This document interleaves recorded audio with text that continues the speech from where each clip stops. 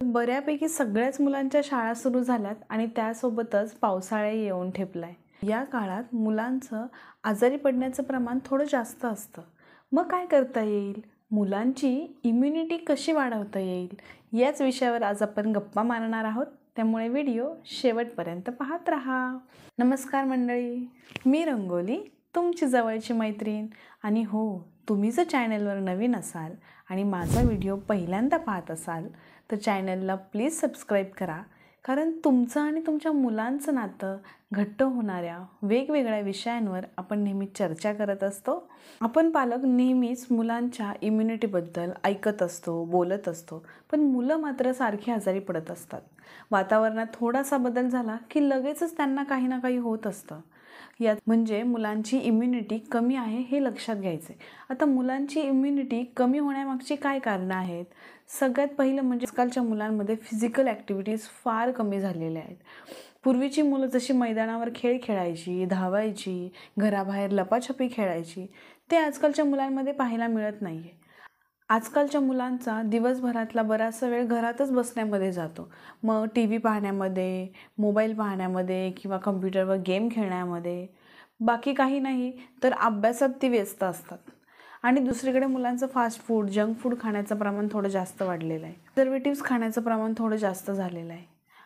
आणखी एक कारण सांगायचं म्हणजे मुलांची होणारी अपुरी झोप. मुलांचा शाळेचा वाढता अभ्यासक्रम पाहता शाळा अटेंड करण्यामध्ये, ट्युशन अटेंड करण्यामध्ये मुलांना झोपायला उशीर होतो. त्यात काही मुलांना तर झोपताना टी व्ही किंवा मोबाईल पाहण्याची सवय असते, त्यामुळे आणखीनच झोपायला उशीर होतो आणि त्यात परत सकाळी लवकर उठून शाळा अटेंड करायची असते.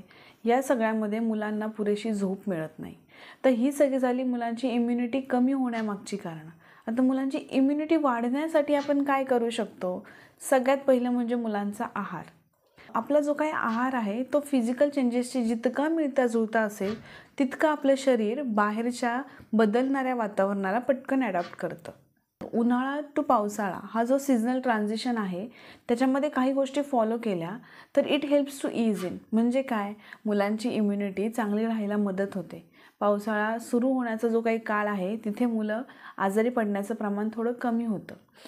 मग तर मी जसं सांगितलं तसं मुलांमध्ये प्रिझर्वेटिव्ज आणि फास्ट फूड खाण्याचं जे प्रमाण वाढलं आहे त्यामुळे मुलांच्या शरीरात खूप मोठ्या प्रमाणामध्ये टॉक्सिन्स क्रिएट व्हायला लागलेत. आणि दिवसेंदिवस जमा झालेले टॉक्सिन्स आहे यामुळे मुलांची इम्युनिटी कमी होते.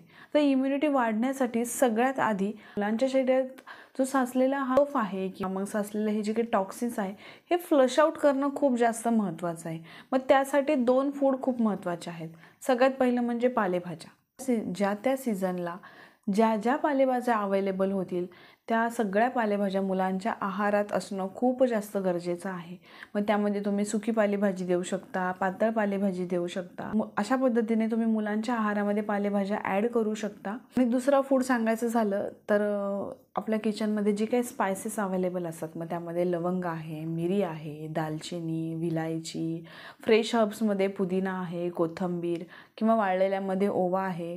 हे सगळ्याचा जेव्हा मुलांच्या आहारामध्ये समावेश होईल तेव्हा मुलांची इम्युनिटी थोडीशी वाढण्यामध्ये मदत होईल. यासाठी तुम्ही वेगवेगळ्या छोट्या छोट्या किंवा सोप्या सोप्या रेसिपीज करू शकता. मग या स्पायसेसचा तुम्ही काढा करू शकता किंवा पालेभाज्यांचं सूप बनवून त्याच्यामध्ये तुम्ही ते वापरू शकता. म्हणजे कुठल्याही फॉर्ममध्ये मुलांच्या शरीरात हे स्पायसेसचा थोडा थोडा अर्क गेला ना की मुलांची इम्युनिटी वाढायला मदत होते. काढा एक्सपर्ट ओरिएंट म्हणून सुद्धा काम करतो. आता एक्सपर्ट ओरिएंट म्हणजे काय की मुलांच्या शरीरात जे काही टॉक्सिन्स जमा झालेले आहेत ते फ्लश आउट ॲक्शन आहे ते सोपी होण्याचं काम हा काढा करतो. आणि पावसाळ्यात बऱ्यापैकी आजारांना नाकात इरिटेशन होणं, घशात इरिटेशन होतं, त्यामुळे मग सर्दी, खोकला, ताप हे सगळं सुरू होतं. हे सगळं होऊ नये यासाठी हा काढा खूप चांगला पर्याय आहे. आता मी जर काढ्याबद्दल सांगते तर त्याची एक क्विक रेसिपी तुम्हाला सांगते. 2 कप पाणी घ्यायचं आहे, त्याच्यामध्ये अर्धा चमचा ज्येष्ठ मध, चिमूटभर हळद, 2 लवंगा, 2-3 काळे मिरीचे दाणे, थोडंसं जिरे, धने हे सगळं टाकून पाणी छान मोठ्या गॅसवर उकळून घ्यायचं आहे. एकदा पाण्याला उकळी आली की गॅस बारीक करून मंद आचेवर 10 मिनटं हे पाणी छान उकळून घ्यायचं. त्यानंतर गाळून कोमट करून मुलांना प्यायला द्यायचं. हा काढा रोज तुम्ही थोडा थोडा मुलांना देत राहिलात ना, तरीसुद्धा मुलांना पावसाळ्यात होणाऱ्या आजारांपासून आपण वाचवू शकतो. शिवाय मुलांची इम्युनिटी छान राहायला मदत होते.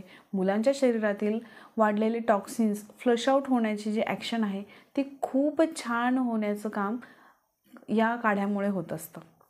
आणि बऱ्याचदा ना आपल्याला माहितीच नसतं की आपल्या शरीरात किती टॉक्सिन्स जमा झालेले आहेत. त्यामुळे या छोट्या छोट्या गोष्टी केल्या ना की टॉक्सिन्स फ्लश आउट व्हायला मदत होते.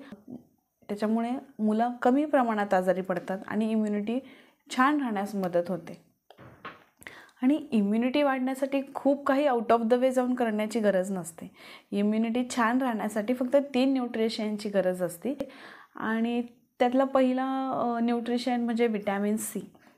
तर vitamin C is a very potent immunostimulatory nutrient. म्हणजे काय? इम्युनिटीला चालना देण्याचं काम विटॅमिन सी करत असतं.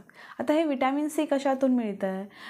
आवळा आहे, लिंबू आहे, त्यानंतर संत्रा, मोसंबी या सगळ्या गोष्टीतून मुलांना विटॅमिन सी मिळणार आहे. मग त्यासाठी तुम्ही रोज मुलांना लिंबू पाणी देऊ शकता, लिंबू सरबत देऊ शकता किंवा त्यांच्या जेवणामध्ये लिंबू ॲड करू शकता. आवळ्याच्या बाबतीत सांगायचं झालं तर तुम्ही मोर आवळा मुलांना देऊ शकता. मोर आवळा म्हणजे काय? गुळाच्या किंवा साखरेच्या पाकामध्ये आवळा मुरवला जातो, त्याला मोर आवळा म्हणतात. तो तुम्ही मुलांना देऊ शकता. किंवा मग बाजारात आवळा कँडी मिळते, तेही मुलं आवडीने खातात. त्यानिमित्ताने मुलांच्या पोटात आवळा जाईल. आता दुसरा न्यूट्रिएंट म्हणजे प्रोटीन. आता प्रोटीन काय काम करतं? इम्युन सिस्टीमचे घटक आहेत जे अँटीबॉडीजचं काम करतात, ते प्रोटीनपासून बनलेले असतात. मग मुलांना प्रोटीन कशातून मिळेल?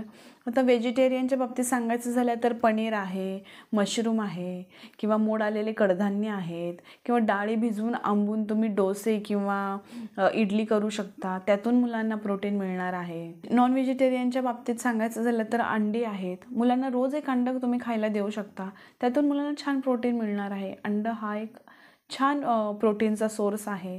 त्यानंतर तिसरा न्यूट्रिशन सांगायचं झालं तर गुड फॅट्स.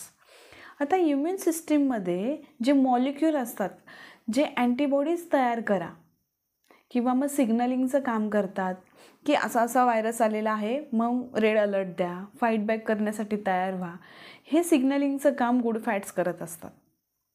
ठीक आहे, मग हे मुलांना कशातून मिळणार आहे? मग जे काही आपल्या तेलबिया आहेत, मग त्याच्यामध्ये हवरी तीळ आहेत, काळे तीळ आहेत, जवस, त्यानंतर शेंगदाणे, काजू, बदाम या ज्या तेलबिया आहेत, यातून मुलांना गुड फॅट्स मिळणार आहे. या सगळ्या तेलबिया तुम्ही मुठभर रात्रीच्या भिजत घालू शकता पाण्यामध्ये आणि सकाळी त्या मुलांना खायला देऊ शकता किंवा मग त्याचे लाडू करू शकता. अशा पद्धतीने तुम्ही मुलांच्या आहारामध्ये तेलबिया ॲड करू शकता. तर हे जे सगळं आहे ना, हे सगळं एकत्रितरित्या काम करणार आहे.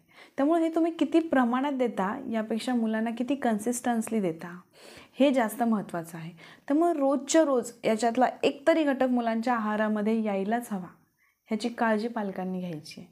मुलांच्या फिजिकल ॲक्टिव्हिटीजबद्दल बोलायचं झालं, मुलांच्या फिजिकल ॲक्टिव्हिटीज मुलांची इम्युनिटी वाढण्यासाठी, इम्युनिटी छान राहण्यासाठी खूप महत्त्वाचा रोल प्ले करते. त्यामुळे मुलांना फिजिकल ॲक्टिव्हिटी करायला प्रोत्साहन द्या. त्यांना धावायला न्या, विकेंडला त्यांना स्विमिंगला न्या, मुलांना मैदानी खेळ खेळण्यासाठी प्रोत्साहित करा. मग त्यामध्ये क्रिकेट आहे, टेनिस आहे, दोरीच्या उड्या आहेत. काय ना, खेळामुळे मुलांची छान दमणूक होणार आहे, छान व्यायाम होणार आहे. व्यायामामुळे मुलांना छान ऑक्सिजन मिळणार आहे, मुलांचं शरीर बळकट होणार आहे आणि 1 तास 2 तास जर मुलं छान खेळली, दमली तर ती रात्रीची छान झोपतील आणि आधी खाल्लेलं छान जिरलं जाईल आणि या दमणुकीमुळं मुलांना छान भूक लागेल. त्यामुळे मुलं पोटभर जेवतील आणि दिवसभरातल्या 2-3 तास जरी मुलं दमलेली असलीत ना, तर मुलांना छान झोप लागेल आणि पूर्ण झोप झाल्यामुळे दुसऱ्या दिवशीची सकाळ, दुसरा दिवस हा मुलांचा फ्रेश असेल. त्यामुळे या सगळ्या गोष्टी मुलांच्या आहारामध्ये, मुलांच्या रुटीनमध्ये ॲड करा. मुलांना अभ्यासासोबतच या सगळ्या गोष्टी खूप जास्त गरजेच्या आहेत. ह्या सगळ्या गोष्टींकडे पालकांनी लक्ष देणं खूप महत्त्वाचं आहे. यातूनच मुलांचा सर्वांगीण विकास होणार आहे, मुलांचं शरीर बळकट राहणार आहे आणि या सगळ्यातून मुलं सारखी आजारी पडणार नाही आहेत. इथंपर्यंत व्हिडिओ पाहिल्याबद्दल खूप खूप थँक्यू, खूप खूप कृतज्ञता. भेटूया पुढच्या व्हिडिओमध्ये अशाच एका नवीन विषयासोबत, नवीन व्हिडिओसोबत. तोपर्यंत तुमची आणि तुमच्या मुलांची काळजी घेत राहा. धन्यवाद.